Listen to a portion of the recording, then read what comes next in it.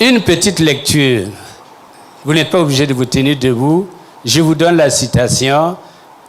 Genèse 45, verset 24. La deuxième partie du verset 24, où Joseph a dit à ses frères, ne vous querellez pas en chemin. Ne vous querellez pas en chemin. Aujourd'hui, nous voulons considérer les conflits familiaux et leur gestion. Marcher ensemble, c'est se quereller. C'est pourquoi les Mossi disent Wated Zindi, ya Wated Zabe. Mais comment gérer nos différences? Comment gérer les problèmes qui surviennent à cause de la cohabitation? Parce que là où il y a cohabitation, il y a certainement des frottements. Et ce sont les frottements que nous appelons conflits. Parce que ça peut durer 1 minute, ça peut durer 1 heure, ça peut durer 1 jour, comme ça peut durer aussi plusieurs jours, voire plusieurs années. Et nous ne voulons pas que ces conflits-là, que ces frottements-là durent. Marcher ensemble, c'est se quereller. Joseph le savait, et les frères aussi le savaient. Se marier, c'est se quereller. Erasme a dit, il n'y a pas de paix, si injuste soit-elle, qui ne soit préférable à la plus juste des guerres. Il n'y a pas de paix, si injuste soit-elle, qui ne soit préférable à la plus juste des guerres. Même si la paix est injuste, même si la paix est minime, elle est préférable à la plus juste des guerres, où nous disons, nous avons raison. Et nous avons réduit l'autre au silence. C'est une guerre continue parce que c'est un cessez-le-feu, le conflit demeure. Mais revenons d'abord au mariage. Quand on parle de mariage, de quoi parle-t-on? Le mariage, qui est le début de la famille, est qualifié d'alliance dans la parole de Dieu. Pour le monde, le mariage est un contrat qu'on peut rompre à tout moment. Mais pour le chrétien, il est une alliance, voire une déclaration théologique. Une alliance, voire une déclaration théologique. Dans Ézéchiel 16, verset 8, il est dit, « Je contracterai une alliance avec toi. » Cette alliance, dans le mariage, est une alliance qui s'étend à toute la famille. Dans cette alliance, il y a des promesses qui sont faites à tous les membres de la famille. Dans Genèse 12, 2, il est dit, « Je te bénirai et tu deviendras une source de bénédiction. » Donc, de génération en génération, nous pouvons être source de bénédiction. Plus tard, on en parlera. Il y a des familles qui sont de génération en génération une source de bénédiction. Mais il y a des familles aussi qui sont de génération en génération source de conflit, sinon de malédiction. Dieu a établi son alliance avec le couple d'Abraham et sa postérité, et cette alliance est assortie de promesses pour toute la famille, pour tous. La famille s'enracine dans la famille trinitaire céleste. Il y a un processus dans cette alliance. D'abord, il y a l'alliance d'amour ou alliance de cœur entre deux personnes. Ensuite vient l'alliance de sang. Quand les enfants viennent, il y a l'alliance de sang. Puis, il y a finalement une alliance spirituelle, parce que la même famille qui a commencé à 2, qui a grandi avec 1, 2 ou 3 enfants, se retrouve dans l'Église et constitue une alliance spirituelle. L'Église, famille de Dieu. La famille, donc, est une sainte habitation de Dieu en esprit. La famille dans l'Ancien Testament s'appelle Baït. En hébreu, c'est Baït. Fonder une famille se dit Bana Baït, construire. Parce que Bana veut dire construire. Construire une famille. Dans la maison d'Israël, il y avait la tribu Shebet, charpente de la société. Par exemple, les 12 tribus d'Israël. Le clan Mishpaha, qui est l'intermédiaire entre la tribu et la famille. Et puis il y a la baït, donc maison du père, ou la bête ab qui veut dire père, la maison du père, ou la maison paternelle, et constitue le niveau de parenté fondamentale. Dans Exode 25, verset 8, comme nous l'avons derrière, il est dit, ils me feront un sanctuaire et j'habiterai au milieu d'eux. Je voudrais que nous comprenions que la famille, selon la définition des réformateurs, surtout de Calvin, la famille est un sanctuaire. La famille est une petite église, la ecclésia. C'est une petite église, c'est un sanctuaire. Ils me feront un sanctuaire et j'habiterai au milieu d'eux. Ça veut dire que quand vous êtes d'accord à fonder une famille, c'est un sanctuaire, ça ne vous appartient plus. C'est le sanctuaire de Dieu où doit resplendir la puissance, la gloire et la magnificence de Dieu. Où le chicanant, eh bien, est là, présent tous les jours. La famille n'est pas faite pour notre plaisir. Pas seulement pour notre plaisir. Il y a une connotation beaucoup plus grande, une connotation beaucoup plus importante. La famille, c'est, comme le pasteur Manon l'a dit, eh bien, c'est vraiment l'œuvre de Dieu. C'est l'œuvre de Dieu, mais c'est l'œuvre qui appartient à Dieu. Quel est le postulat normatif des familles aujourd'hui? Eh bien, aujourd'hui, on se rend compte qu'il y a 3 types de mariage. Il y a d'abord le mariage complémentaire. C'est le mariage traditionnel, où la relation est basée sur les différences entre les partenaires. Et ce que les Anglais appellent one up, one down. C'est-à-dire qu'il y a un qui domine sur l'autre. Et l'autre est là simplement pour être femme de maison, préparer à manger, faire des enfants, et puis c'est tout. Son rôle s'arrête à ça.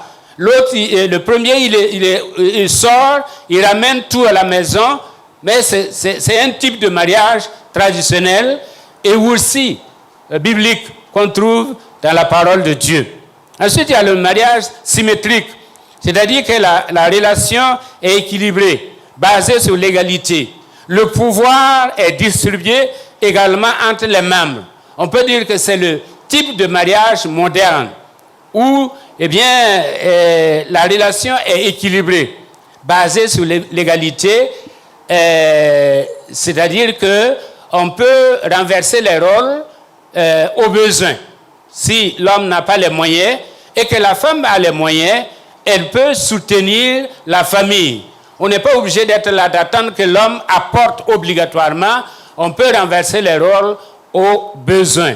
Le pouvoir est distribué également entre les membres, c'est-à-dire que chaque membre joue son rôle et contribue à la construction de la famille. Et puis, il y a le type de mariage parallèle, ménage hybride entre le premier et le deux.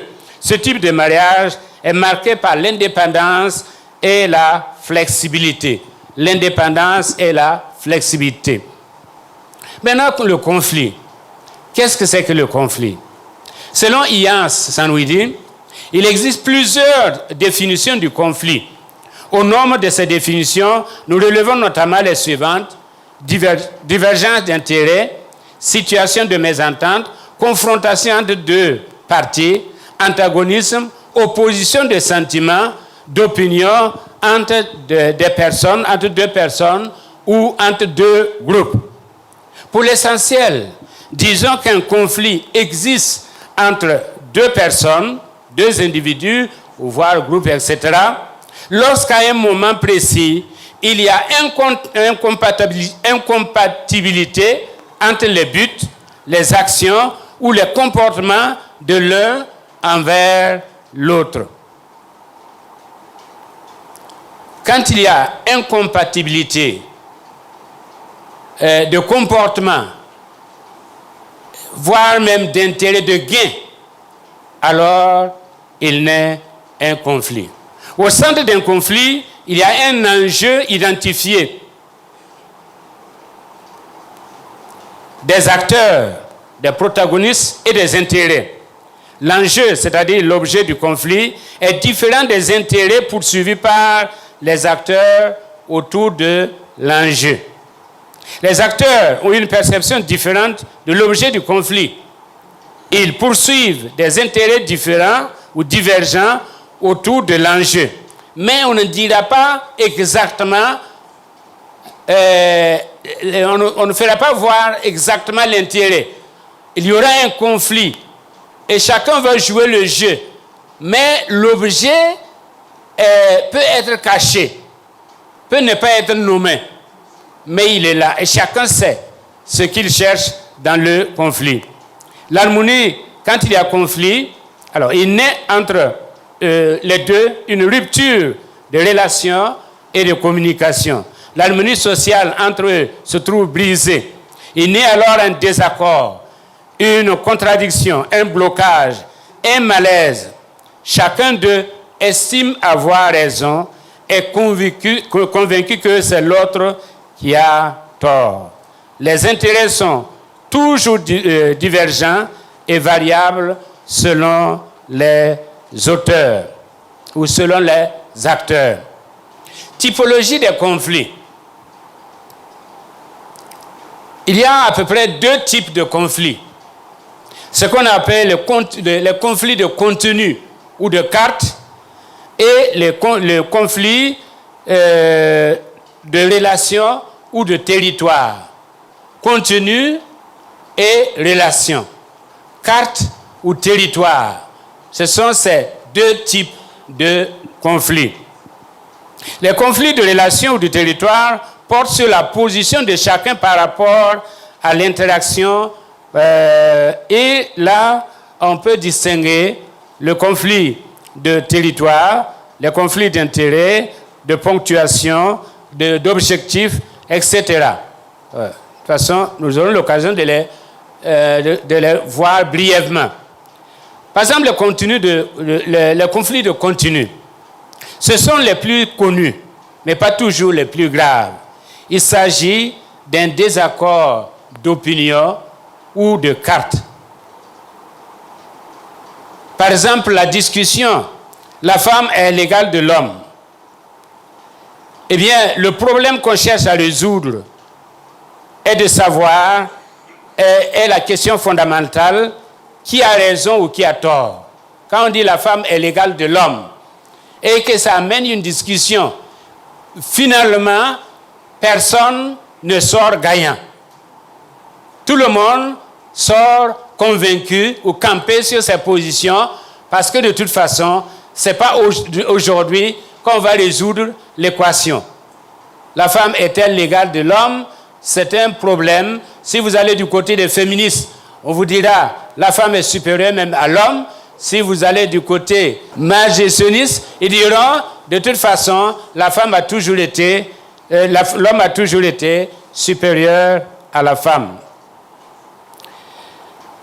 Donc, ce sont des débats interminables et on en sort sans résultat quelconque parce que c'est un conflit de contenu. Voici un autre exemple de conflit de contenu. La discussion porte sur un sujet d'importance nationale. Faut-il obliger les enfants à finir les mets dans leur assiette? Les uns diront oui, les autres diront non. Il faut laisser à l'enfant la liberté. S'il ne peut pas venir finir son assiette, il faut le laisser, il ne faut pas le forcer. Mais nous, les traditionnels, on dira, si tu ne peux pas manger tout, prends un peu. Mais c'est un conflit. Ça peut être source de conflit. L'un dira oui, l'autre dira non. Et souvent, les choses s'enveniment rapidement. On peut en venir aux mains sur des questions de ce genre, jusqu'à ce qu'on apporte l'information nécessaire et qu'on dise ce n'est pas la peine de vous battre, il faut peut-être éduquer l'enfant, il faut peut-être donner à l'enfant la portion nécessaire et à partir de là, tout le monde est satisfait. Les conflits de territoire. Eh bien, les conflits de territoire ce sont des accords, des désaccords. C'est la façon de mener concrètement des activités. Appelés petits conflits, ils peuvent empoisonner toute une vie. On peut se battre au sujet de ce que Calvin a appelé les adiaphoras, c'est-à-dire les petites choses. Par exemple, quel type de dentifrice il faut acheter. Quel côté du restaurant il faut s'asseoir pour ceux qui vont au restaurant. Ou quel côté du lit il faut occuper. C'est la démarcation des territoires. Généralement, quand on arrive dans la maison, le papa a son fauteuil. Regarde à vous si vous vous asseyez sur ce fauteuil. C'est un conflit de territoire. On peut ne pas se battre parce que vraiment ce sont des petits conflits. Et cependant, ça fait toute la différence. Il y a des familles où le père a sa tasse de café et personne ne doit prendre cette tasse de café. Si un enfant s'amuse à prendre la tasse de café, ça crée un conflit. Pourtant, ce n'est pas si nécessaire que ça. Si ces conflits apparaissent dans un contexte général de paix et d'entente mutuelle, ils disparaissent facilement, soit par le changement de celui qui a été désigné comme fautif. Donc, ce sont des conflits qui apparaissent dans un temps de paix et d'entente. Autrement dit, ce n'est même plus un conflit. On passe au-delà pour voir d'autres choses. On range le tube, on n'en parle plus, soit et on n'en parle plus, ou bien on peut recadrer le plaignant qui finalement se dit que ça ne vaut pas la peine, ça ne vaut pas la peine. Si vous avez votre tasse de café et que quelqu'un a pris que vous faites bagarre, madame veut vous dire quand même, toi aussi, pour une tasse de café. Et si vous êtes assez honnête, vous allez dire, oui, c'est vrai, ça ne vaut pas la peine. Il y a les conflits d'intérêts. Il est clair que deux personnes entreront en conflit s'ils briguent, eh bien, le même poste, ou s'ils briguent, en tout cas, s'ils cherchent le même objet, cherchent à atteindre le même objet. Et chacun veut le poste. Et ça va créer un conflit d'intérêts. Mais au niveau de la famille, ça peut ne pas être un poste, mais ça peut être le contrôle même de la famille. Le contrôle de la famille. Ou le contrôle des finances. L'autorité. Qui va décider de quoi? Et à quel moment? Ça peut créer un problème ou un conflit dans la famille. Les gains de l'autre sont égaux aux pertes de l'un. Le conflit pourra également cesser par la négociation qui permettra aux compères de se contenter d'une demi-réussite ou d'un demi-échec. Le conflit pourra également cesser par la manipulation de l'un qui amènera l'autre à céder son pouvoir, à céder sa partie. Mais dans cette manipulation, on ne résout pas le problème, on le renvoie à plus tard. Parce que la femme qui a été manipulée, quand elle se rend compte qu'elle a été manipulée, elle aura sa façon et son temps pour se venger, et croyez-moi, ça viendra. Mais le conflit, bien que simple, pourra perdurer une vie entière, comme on le voit avec certaines familles, où passer les vacances, dans quelle école il faut envoyer les enfants, etc. Ça peut créer des conflits. Aujourd'hui, le mari décide, on va envoyer les enfants dans telle école, mais si demain la femme a les moyens, elle peut dire, je décide d'envoyer mes enfants. Ce ne sont plus nos enfants, mais mes enfants dans telle école. Elle prendra certainement sa revanche. Conflit de ponctuation, c'est-à-dire c'est le conflit le plus bête, parce que c'est le conflit qui consiste à dire, c'est pas moi qui ai commencé. C'est comme les enfants. C'est pas moi, c'est lui. C'est pas moi, c'est elle. Et quand même on vient pour intervenir, non, il faut la voir. C'est elle qui a commencé. C'est pas moi. c'est un conflit de ponctuation. Il suffit d'amener la personne à comprendre que le problème, ce n'est pas celui qui a commencé, le problème, c'est la situation dans laquelle on se trouve aujourd'hui. Et que chacun mette de l'eau dans son café.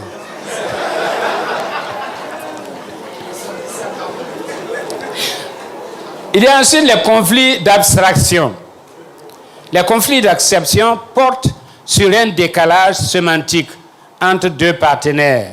L'un parle en termes généraux, c'est-à-dire carte, et l'autre parle en termes concrets, territoire.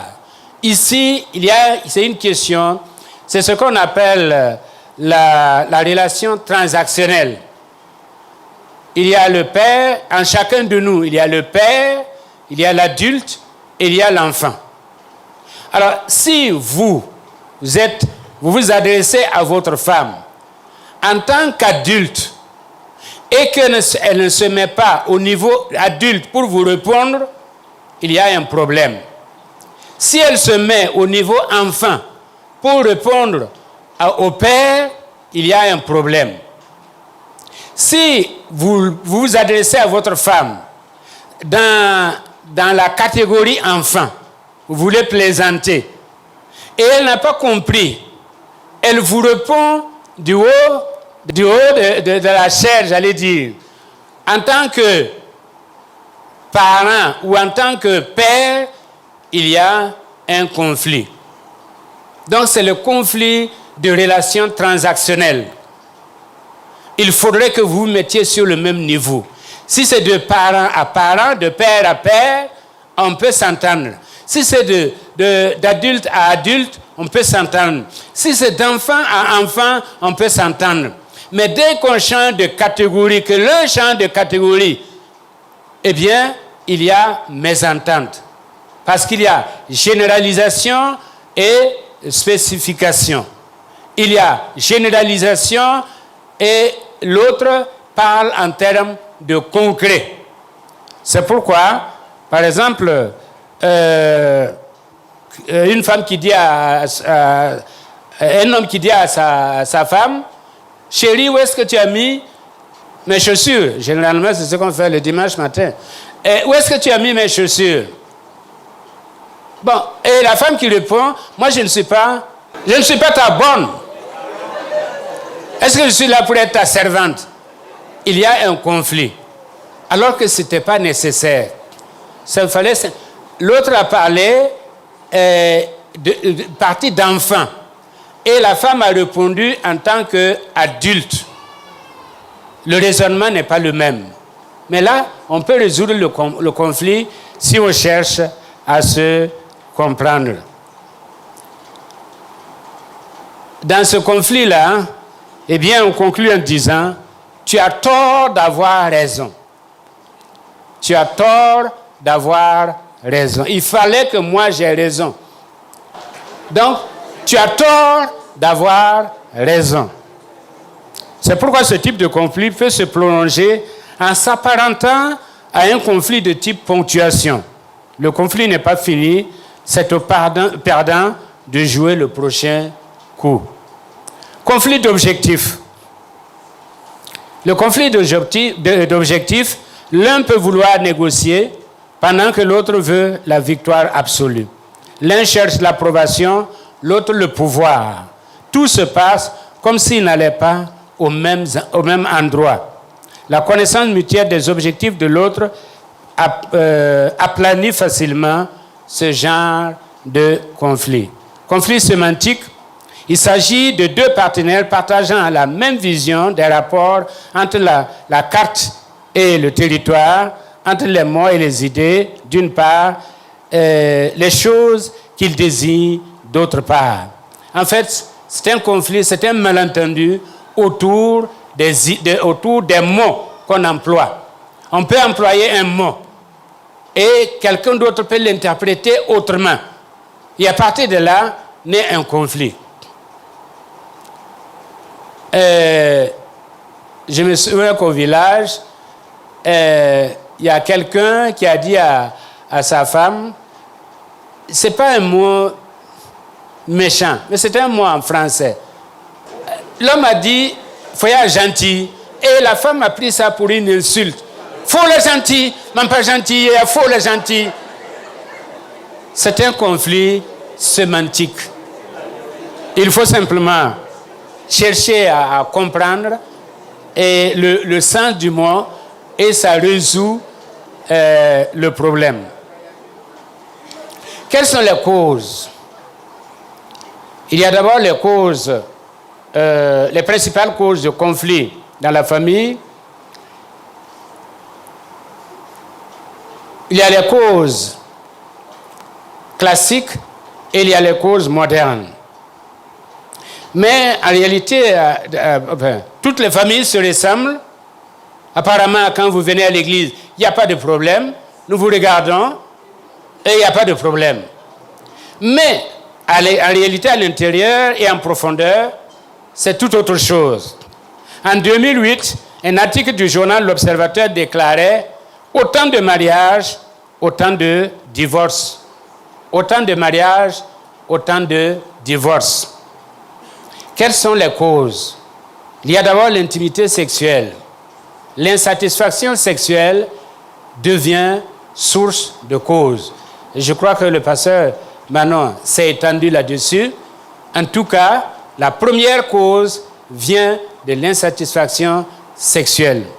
La deuxième cause, c'est la gestion financière et matérielle. Celui qui a l'argent contrôle, il a le pouvoir.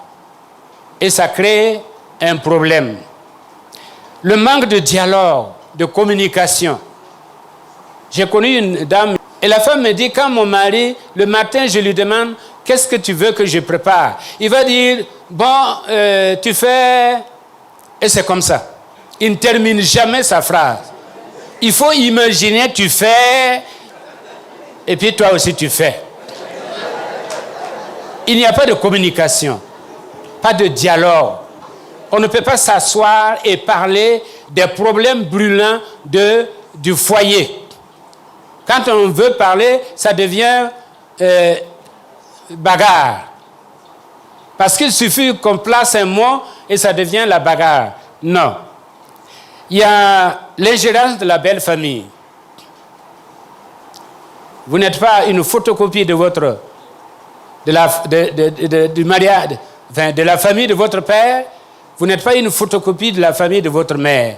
Vous êtes une identité particulière. C'est pourquoi la belle famille ne doit pas s'ingérer. Pas fouiller. Il y a l'infidélité, qui est un problème. Il y a l'éducation des enfants. Comment gérer les enfants? Comment éduquer les enfants? Isaac et Rebecca ont été victimes des enfants. Chacun a pris un enfant à part et pour se venger sur l'autre. On n'a pas préparé l'avenir des enfants et effectivement plus tard les enfants ne se sont pas entendus, même s'ils ne se sont pas affrontés sur le plan physique, eh bien ils se sont affrontés sur d'autres plans. Il y a la rentrée tardive, surtout des hommes. Il y a aussi le manque de pardon, mais on aura l'occasion d'en reparler. Les causes modernes, eh bien vous les connaissez. C'est Facebook. C'est Internet. Quand l'homme vient et qu'il est assis, il est là, il ne vous regarde pas. Vous le regardez, il ne vous regarde pas. Vous parlez, il parle à sa machine. Ça, c'est une cause moderne des divisions dans la famille. Aimez votre machine, mais n'aimez pas votre machine plus que votre femme, pas plus que vos enfants. Parce que vous n'avez plus de temps pour votre femme, encore moins pour vos enfants. Et plus tard, ça crée un fossé entre vous et vos enfants. Le téléphone, eh bien, il y a des gens, ah oui, il n'y a pas de réseau dans la maison. On va sortir pour aller chercher le réseau. C'est faux, ce n'est pas le réseau qui manque. C'est quelque chose que vous voulez. Les femmes, vous pouvez au moins m'applaudir.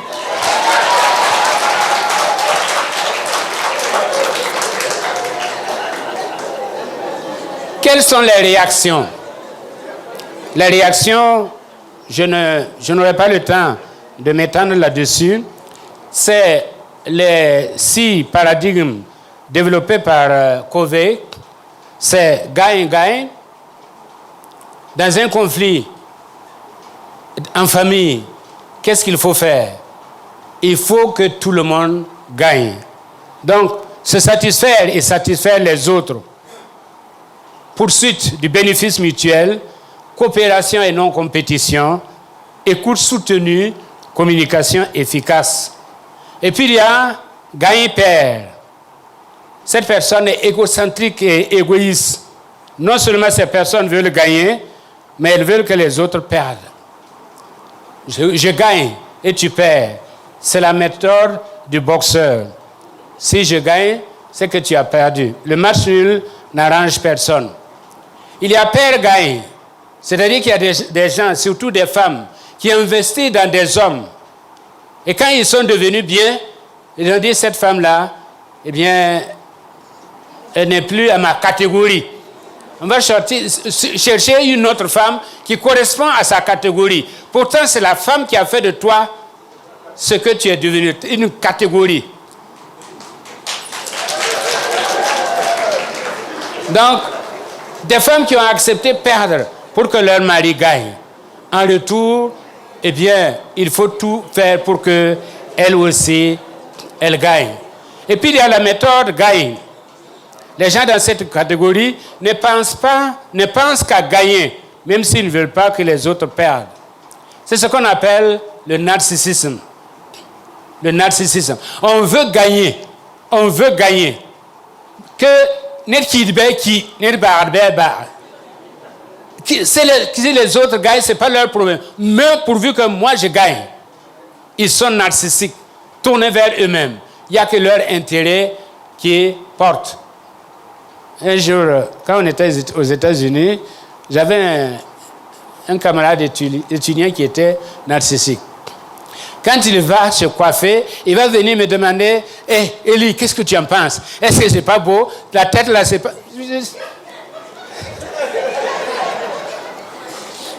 Alors que la tête était bizarre. Mais j'étais obligé de dire que la tête là, elle était belle.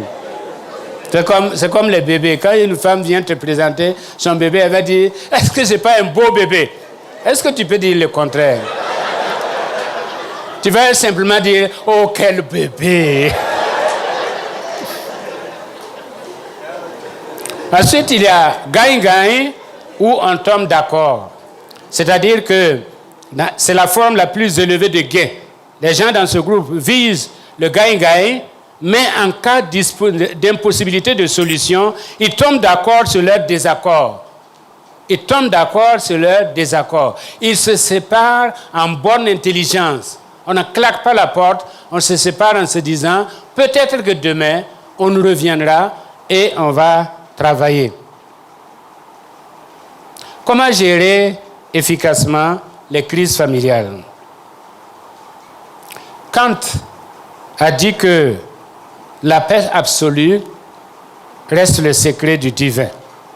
La paix absolue reste le secret du divin. Donc, on ne peut pas vivre ensemble dans une paix absolue. On ne peut pas. Ce n'est pas possible. Il y aura des mésententes. Mais comment est-ce qu'on peut faire pour minimiser les tensions et nous permettre de répondre au Dieu qui nous a vraiment confié cette responsabilité? Comment arriver au minimum pour pouvoir continuer à adorer Dieu? Parce que si vous êtes en conflit, ça joue sur votre adoration, vos relations même avec Dieu. Ça joue. Qu'on l'accepte ou non, ça joue. Donc en amont, il faut accepter la responsabilité pour son propre bonheur. Nous l'avons dit et nous répétons, le mariage ne rend pas heureux. Le mariage nous rend plus heureux, mais pas heureux. Parce que le mariage ne fait qu'intensifier la situation dans laquelle il vous a trouvé. Si vous étiez heureux, vous serez plus heureux. Mais si vous étiez malheureux, le mariage vous rendra plus malheureux. Cela veut dire qu'avant d'entrer dans le mariage, il faut travailler à son propre salut, à sa stabilité psychologique, spirituelle et émotionnelle. Le ou la conjointe n'est pas un demi-dieu, ni une déesse qui, par un coup magique, va transformer radicalement la vie de l'autre. Le mariage est une valeur ajoutée aux bénédictions de Dieu. C'est une valeur ajoutée aux bénédictions de Dieu. L'exemple par excellence est l'apôtre Paul qui dit en un mot, qui dit qu'il vaut mieux ne pas toucher à une femme. Et aujourd'hui, on a des théologiens comme les Philippe Minou et autres qui sont restés célibataires parce que par vocation. Mais ils étaient heureux. Donc ce n'est pas le mariage qui rend heureux. La joie vient de Dieu. Faisons notre joie. Ayons un équilibre et le mariage viendra ajouter quelque chose à cet équilibre-là. Ensuite, il faut devenir l'étudiant de sa femme ou l'étudiant de son mari. Quand on dit qu'Adam connut sa femme, 3 mots en allemand ont été utilisés. Il y a le mot Wissen qui veut dire connaître scientifiquement sa femme. C'est connaître son environnement familial, son passé, en nos mots, son génogramme. Ce qu'on appelait le génogramme. C'est des traits de comportement familiaux qui se transmettent de génération en génération. Vous connaissez des familles bagarreuses, vous connaissez des familles voleuses, vous connaissez des familles qui ne disent pas la vérité. Je ne vais pas dire menteuses, mais qui ne disent pas la vérité. Il y a des familles qui se glorifient, orgueilleuses. Il y a des traits de famille qui se transmettent de génération en génération. C'est ce qu'on appelle le génogramme. Il faut connaître tout ça. Et par exemple, la famille, la déception est présente dans la famille Nacor. Laban et Rachel étaient des exemples parfaits. Là, il y avait la tromperie. Et quand on vient d'une famille de tromperie et qu'on se marie à un enfant qui est habitué à la tromperie, comme Jacob, on ne peut que continuer la tromperie. C'est le génogramme. Et puis ensuite, il y a le mot Wistein, qui veut dire l'habilité à comprendre l'autre, à s'adapter à l'autre. Et le mot Kenelect, qui veut dire faire l'expérience de quelqu'un. En tout cas, nous ne sommes pas comme les Européens. C'est-à-dire que pour nous, le mariage est une histoire de famille. Donc il faut connaître la famille. L'amour que vous avez maintenant, l'un pour l'autre, si vous n'êtes pas encore mariés, ça ne s'appelle pas amour, ça s'appelle passion. L'amour réel viendra après. Quand vous aurez connu votre femme, quand votre femme vous aura connu, c'est à partir de là que vous allez faire avec les différences, non pas des différences excédentaires, mais complémentaires. Conjuguer ces différences-là en une richesse qui vous permettra de voyager sans vous quereller. Et ensuite, il y a la communication. Il faut faire de la communication une habitude. La ligne doit être laissée constamment ouverte. Elle favorise la transparence et crée une confiance à toute épreuve. En aval, il faut développer le pardon. D'après le Larousse illustré de 1993, pardonner, c'est renoncer à se venger, c'est cesser d'entretenir à l'égard de quelqu'un de la rancune ou de l'hostilité pour ses fautes. Ce n'est pas toujours facile.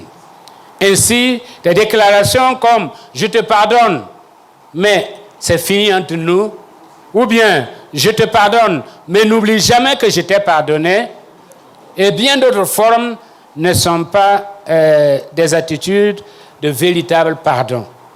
Punir est humain, pardonner est divin. Le pardon ne guérit pas le passé, mais il élargit l'avenir. Nous devons pardonner comme nous avons été pardonnés, comme Christ nous a pardonnés, Matthieu 6, 14 à 15, etc. Et si nous voulons être sauvés, si nous voulons être sauvés, nous devons apprendre à pardonner comme Christ nous a pardonnés, alors que nous étions errants, éloignés de nous, des pécheurs perdus. Mais aussi, pour vivre en harmonie, pour restaurer l'image de la famille, telle que Dieu l'a instituée, l'homme et la femme doivent apprendre à se pardonner mutuellement et continuellement. N'oublions jamais, le véritable pardon est difficile, très exigeant même, car il s'agit d'une décision volontaire. En définitive, seuls les forts, ceux qui ont atteint une certaine maturité, savent et peuvent pardonner réellement. Puis, il y a la foi en Dieu, la foi en l'autre, la foi en un avenir commun. Construisons tout par la foi. Et puis finalement, il y a l'amour. Soren Kierkegaard a dit, aimer, c'est préférer un autre à soi-même. C'est reconnaître à l'autre sa valeur, lui permettre de se réaliser. En conclusion, les conflits ne sont pas mauvais. C'est plutôt leur gestion qui peut déboucher sur une catastrophe ou une maturation des principaux acteurs. Ils font partie du phénomène naturel de croissance par le biais du processus de continuité, rupture et dépassement. Continuité, rupture et dépassement. Je suis conscient dans cette salle qu'il y a des gens qui ont tout fait, mais qui ne sont pas encore arrivés. Et ça aboutit à des solutions que nous déplorons. Je suis conscient, je ne vous en veux pas. Et Dieu ne vous condamne pas. Mais nous parlons des autres qui sont encore en chemin et qui se disputent. Il est temps de faire la paix. Il est temps de vous entendre sur l'essentiel. Nous avons dit que le foyer, c'est une œuvre divine. Ça appartient à Dieu. Ça ne vous appartient pas. Et vous avez été mis ensemble pour une mission bien donnée. Il n'y a pas de famille sans crise. Comme dit l'adage, tous les toits abritent des problèmes. Ainsi, de nos jours, ce ne sont pas les familles du monde qui vivent sans loi ni foi, qui sont la proie de Satan. Au contraire, le diable connaît mieux que l'homme toute l'importance de la famille qui constitue chacune une brique de l'édifice de Dieu. C'est pourquoi il s'acharne et il veut détruire. Mais grâce soit rendue à Dieu. Par la grâce de Dieu, nous pouvons être plus que vainqueurs. Amen. Nous pouvons être plus que vainqueurs. Que le faible dise, je suis fort. Et que le pauvre dise, je suis riche. Que celui qui connaît des problèmes dise, j'ai la solution de mes problèmes en Jésus-Christ. N'abandonnez jamais. Les Anglais disent, never give up. N'abandonnez jamais. Ne cédez jamais le terrain au diable. Alléluia. Il n'y a pas de solution. Il n'y a pas de crise sans solution en Dieu. Et nous croyons en Dieu. Et il est présent. Et il est vivant. Et il est puissant. Ce qu'il dit arrive. Et ce qu'il ordonne se passe. C'est pourquoi je vous invite à vous tenir debout. Nous allons prier. Prier tous ensemble. Nous allons prendre la victoire. Nous allons proclamer la victoire. Quelles que soient les difficultés, quels que soient les problèmes, nous proclamons la victoire. La victoire de Jésus, la victoire de la croix, la victoire du Dieu trinitaire sur nos foyers, au nom de Jésus-Christ. Et même ceux qui ont traversé des moments difficiles, ceux par exemple qui sont divorcés, ceux qui sont en séparation, ceux qui sont en conflit intérieur, le Seigneur, il vous voit, il vous connaît, il sait ce qu'il va faire. Il sait ce qu'il va faire. Rien n'est perdu pour Dieu. Rien n'est perdu pour Dieu. C'est pourquoi nous voulons renouveler l'espoir et l'espérance en lui. Ensemble, élevons la voix. Alléluia.